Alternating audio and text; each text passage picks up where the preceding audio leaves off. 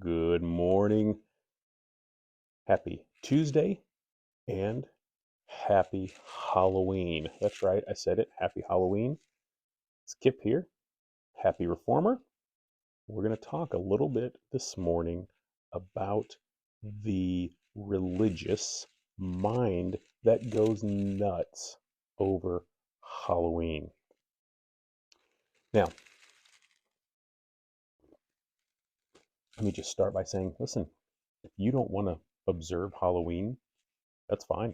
Don't observe Halloween. Nobody's trying to convince you that you need to. Just like nobody's trying to convince you that you need to celebrate Easter or Thanksgiving or the 4th of July. Those are absolutely personal preferences. But the problem comes in is when religious people, church people, come and try to make these hard stances and these rules and regulations and try to make demands and labels that certain things are not for you, they're evil, they're wrong, they're bad, they're sin, they're et cetera, et cetera, et cetera. And Halloween seems to be one of the key moments. There's all sorts of videos, there's all sorts of social media posts, there's all sorts of sermons going around for the last couple of weeks on the evils of Halloween and don't participate in Halloween. You're giving an open door to the devil. It's the devil's holiday. And can I just say, with all gentleness and sincerity, that when people make those kinds of comments, they are ignorant. And I mean that fully. They're ignorant. They do not have a clue what they're talking about. Halloween, in its origin, is no more a satanic holiday. Honestly, Halloween has Christian roots. October 31st, number one, is All Saints' Day. It's when the church took the day to honor the saints that had gone before. Secondly, since 1517, okay, the year 1517, 450 some whatever years ago, October 31st has been recognized as Reformation Day. It is the day that honors and signifies when Martin Luther, the reformer, nailed his 95 Theses to the church doors at Wittenberg. And he did it on All Saints' Day because that was one of the most populated church days at that time. So more people were going to church that day, kind of like our Christmas and Easter, right? That's what we always joke. That's when people would hit the church doors. So that was the day, All Saints' Day, October 31st. That was the day that Martin Luther chose to nail his 95 Thesis because there would be the most people that would see it. And of course, that set off this entire Reformation, and of course, the split between Catholicism and Protestantism. And we're not going to get into all of that. Uh, but the Great Reformation was started and is honored as October 31st. The idea, yes, the Celtics and the Druids had their fall festivals, their end of sea, their harvest festivals, and different things like that. And eventually, in the course of time, people started wearing costumes to ward off, what they perceived as the evil spirits and things of that nature. And if you think that's giving the devil his glory, I mean, read the Old Testament. These things happen. These things are cultural, and these things are also out of a mindset that doesn't understand what Jesus has done, and maybe at that. Now, then in America, the idea of, listen, trick or treat and the idea of our modern Halloween did not actually gain huge traction in this country until the 60s, 1960s, when a guy by the name of Anton LaVey started the Church of Satan and basically said, oh, Halloween, I love Halloween. It's when the church, all the little kids are worshiping the devil. That's where that whole nonsense came from. And Anton LaVey was a showman, nothing but a showman. Now, I'm not discrediting the spirit realm. I believe in the spirit realm. I'm not discrediting evil spirits, the devil, all that stuff, because the scriptures speak of it. So I dare not. But you know what the scriptures also speak of, especially the New Testament?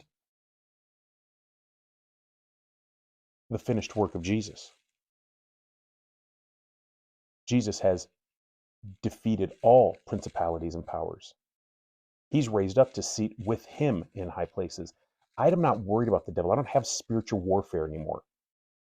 I am free in the victory that Jesus has won. And I will tell you this, I tell people this all the time. People that say, oh, I'm just a sinner saved by grace. And I hate that phrase because you are what you dwell on. And when you say, oh, I'm just a sinner saved by grace, what you're saying, you're giving sin more power than grace. And if you say I'm just a sinner, then you're going to continue to sin.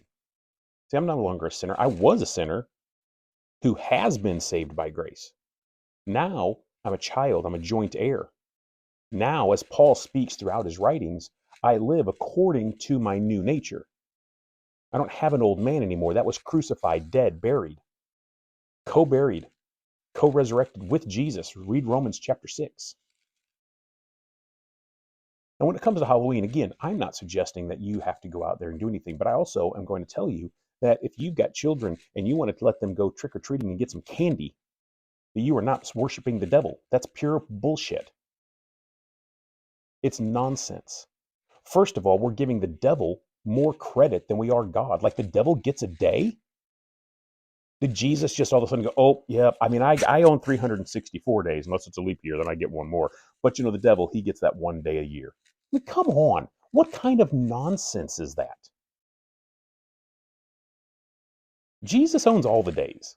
He is King and Lord. When he went down into hell and rose again, he defeated death, hell, the grave. He defeated the devil. There is nothing else. The devil's only power is what we give him in our mind by making foolish statements that he somehow has power that God has not already stripped him of.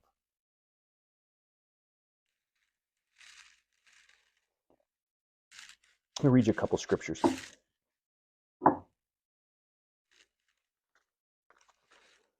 St. Paul, writing to the Colossians,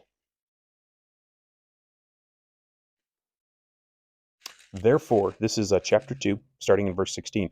Therefore, let no one pass judgment on you in questions of food or drink, or with regard to a festival or a new moon or a Sabbath, or any of these days.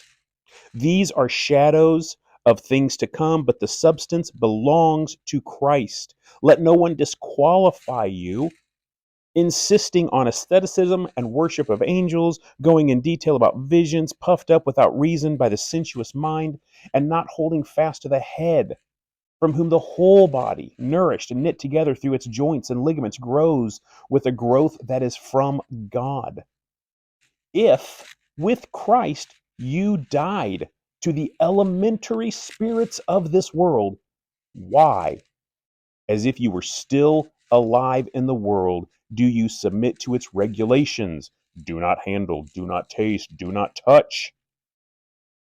Referring to things that all perish as they are used, according to a human perception and teachings.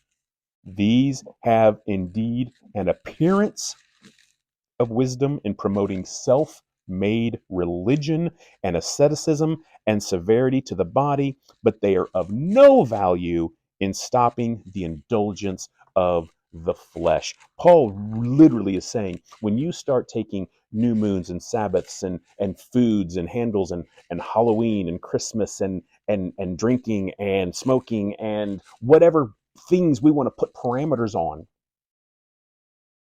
we're actually not only not speaking the gospel, not promoting grace, we're actually indulging in our own flesh. Makes us feel good to somehow do that. And it's simply not right. Let me read you one more little passage here. This is also St. Paul, and this is in Galatians chapter 4, starting in verse 8. It says, "Formerly, when you did not know God, you were enslaved to those that by nature are not God's, but now that you have come to know God, or rather, have to be known by God, how can you turn your back again to the weak and worthless elementary principles of this world?" Same theme he was talking about Colossians. "Whose slaves you want to be once more? Question mark. You observe days and months and seasons and years. I am afraid I have labored over you in vain."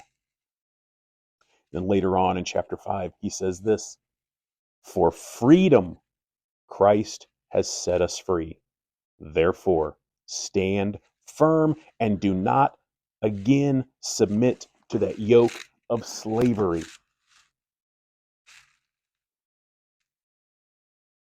And once again, you don't want to observe Halloween, that's fine. But don't go in some self-made, flesh-filled rant that's got a bunch of spiritual words trying to tell people that it's wrong, that it's Satan's day. First of all, it's just foolish. Satan doesn't get a day unless you give it to him. I don't know. I don't think the scripture that says this is the day that the Lord has made suspends on October 31st. Oh, nope. This isn't the day the Lord made. This is the devil's day. Come on, people. Get a grip. This is the Lord's day. They're all the Lord's days. Can people take any day and worship the devil? Can people take any day and modify their own flesh and serve their own interests? Yes, and they do it every day, unfortunately. But let's not ascribe one day as some high holy day that the devil gets, that the church then has to cower in fear and stay in our homes because we can't go out because it's his day. Nonsense. We are free. We are free in Christ. We are free from observing holidays and new moons and festivals, both on the positive and the negative side. It's ridiculous. And again, beyond that, even this argument about this day in particular, way before it was the devil's day, it was All Saints' Day. It's Reformation Day. It's the day that Martin Luther nailed the 95 Theses to the church doors in Wittenberg that began the Great Reformation. So today, listen, go to work, go to school, do your thing, go out to dinner. If you have kids, you want to let them go get some candy, let them go get candy. If you don't want to, that's fine. But I'll tell you what, we are going to celebrate the day just like we celebrate any other day. We're going to enjoy life. I'm going to walk as if God owns the day, because he does. And I'm not going to give in to all of these crazy ideas that somehow God took a vacation today. We're going to be free. My kid's going to go get some candy, and we're going to enjoy it. But what I'm also going to celebrate today, just like we do on a Veterans Day or things like that in our own country, I'm going to celebrate that this is the day that we remember those that went before us, All Saints' Day. And in particular, Martin Luther, who paved the way for the understanding, even though it wasn't full at that point. It took still hundreds of years, and we're still not even there in much of the church. But that salvation is by grace alone, through faith. And that's the message that is honored today. Those are my thoughts. A little long this morning. Appreciate you guys. We'll see you next time. Cheers.